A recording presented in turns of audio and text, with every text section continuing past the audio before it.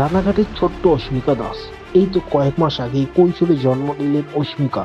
তারপর 5টা বছরের মতো সমস্ত রকমের কর্মনীতি নিজেই করতে শিখেছে। তাহলে নিষ্পাপ হাসির মুখ এই পৃথিবীর ভালোবাসা তার থমকে রেখেছে কঠিন রোগে, স্পাইনাল মাস্কুলার অ্যাট্রফি। আর এই কঠিন দুর্বিদ্ধি রোগের হাত থেকে ছোট্ট অস্মিকাকে বাঁচাতে প্রয়োজন 16 কোটি টাকার ইনজেকশন। যা এই টাকা ব্যবস্থা না করতে পারলে থমকে যেতে পারে অস্মিকার হাসির মতোই ফুলের জীবনটি। কাজে এই লড়াইটি শুধু অস্মিকার নয়, আমাদের সবারই। তাই দেখা গেল আজ বর্ধমানে 1 নম্বর ওয়ার্ডের কাউন্সিলর সুমিত শর্মা এবং এলাকাবাসীদের তরফ থেকে এই 16 কোটি টাকার ইনজেকশনের জন্য বেরিয়েছিলেন। আমাদের সংবাদ মাধ্যমে সারাদিন খবর সকল মানুষের কাছে অনুরোধ জানাচ্ছি, আপনারা সবাই এগিয়ে আসুন, সাহায্যের হাত বাড়ান। বর্ধমান থেকে ইমতিয়াজ হোসেনের রিপোর্ট, সারাদিন খবর। সুমিতদার উদ্যোগে তো অবশ্যই ওর তো অবদান সবসময় সর্বদা আমাদের মধ্যে থাকে। আর প্রথমে তো আমি আমার পরিচয়টা দিয়ে আমি 1 নম্বর ওয়ার্ডের পিঙ্কি মণ্ডল বলছি, আমি 1 নম্বর ওয়ার্ডের বাসিন্দা। তা আমি একদিন সোশ্যাল মিডিয়াতে দেখে এই বাচ্চাটির একটু বিরল রোগে আক্রান্ত হয়েছে। সেটা দেখে আমার মনে হলো যেন যে এই বাচ্চাটির কিছু হেল্প করা দরকার। তা আমার সেই জন্য এই জিনিসগুলো আমি একটা উদ্যোগ নিয়েছি। আমি প্রথমে ফার্স্টেই বলে আমি সুমিতার সাথে আগে জিনিসটা নিয়ে একটু আলোচনা করলাম যে আমি এটা করতে চাই, তুমি কি বলতে চাইছো, তুমি কি একটু হেল্প করবে বা সবার সহযোগিতা আমার একটু চাই। তো ও বলে দিদি তুমি এগিয়ে যাও, আমি তোমার পাশে আছি। তারপর আমার পাড়ার যে আছে সাজার, আমি ওর সাথে কথা বলি, সুন্দর সাথে কথা বলি, আমি এদের সাথে মোটামুটি একটা ডিসকাস করে আমি এই জিনিসটাতে নেমেছি বলতে এটাই যে আমার যত মহিলা টিমগুলো আছে আমি তাদেরকে নিয়ে লক্ষ্মীর ভাণ্ডার বলবো না, এটাই লক্ষ্মীর ভাণ্ডার বলাটা আমার ভুল হবে। আমি এটা জীবনের ভাণ্ডার বলে নেমেছি একটা শিশুর জীবনের জন্য। তা ওই জীবনের ভাণ্ডার নিয়ে আমি রাস্তায় আজকে নিয়ে আমি 1 সপ্তাহ রাস্তায় নেমেছি।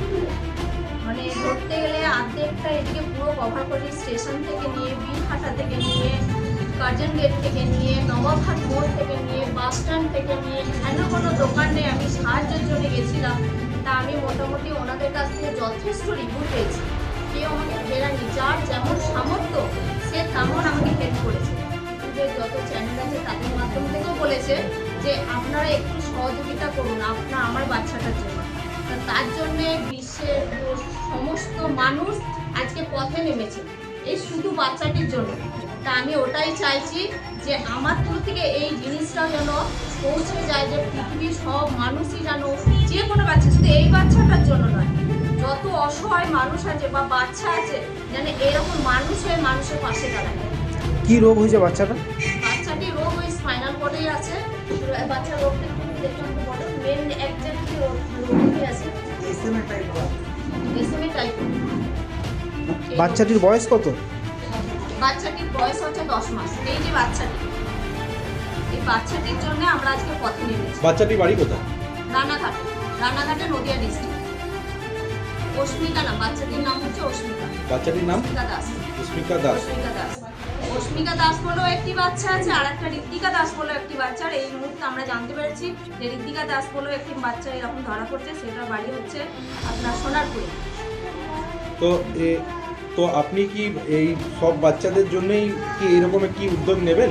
না, অবশ্যই তো আমার মারফতে যদি আমি জানতে পারি আর আমার টিম যদি আমাকে সহযোগিতা করে বা সুমিত দা আমার সাথে যদি সহযোগিতা করে, এরাও যদি আমাকে যদি সহযোগিতা করে, আমি এর জন্য আজকে কেন, আমি যতদিন আমার জীবন থাকবে আমি মানুষের কাছে থাকতে রাজি।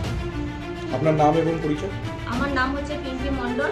আমার পরিচয় বলতে আমি ধরতে গেলে এখন কি পরিচয় দেবো, আমি পিঙ্কি মণ্ডল, আমি 1 নম্বর ওয়ার্ডের বাসিন্দা।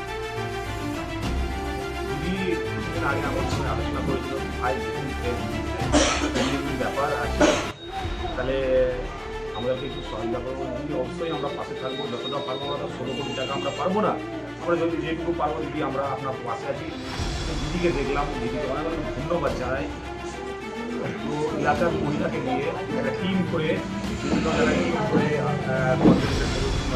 আপনার দীঘাটা বলুন বা বর্ধমানের চত্বরে এরা ওই বাচ্চার ফ্যামিলির জন্য অনেকটা অর্থ সংগ্রহ করেছি।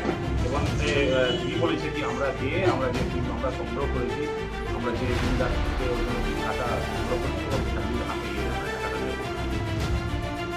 আচ্ছা, আজকে যে এই টাকাগুলো কালেকশন হচ্ছে, এই টাকাগুলো আপনারা কিভাবে ওই বাচ্চাটির হাতে বা ওর বাড়ির লোকের হাতে পৌঁছাবে? ওই দিদির এখানে অ্যাড্রেস জানে এবং ওর টিমকে দিয়ে ওরা অ্যাড্রেসে গিয়ে ডাইরেক্ট মেয়েটির বাবার হাতে তুলে দিয়েছে।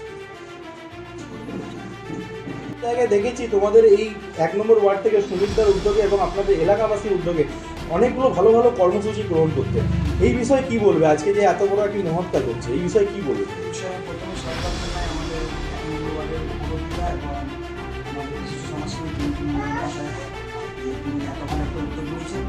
এবং আমরা এটাও জানতে পেরেছি যে কিছু কিছু মা বোনেরা নিজেদের লক্ষ্মী ভাণ্ডারের টাকা ওই অসুবিধার ভাণ্ডারে প্রদান করেছে।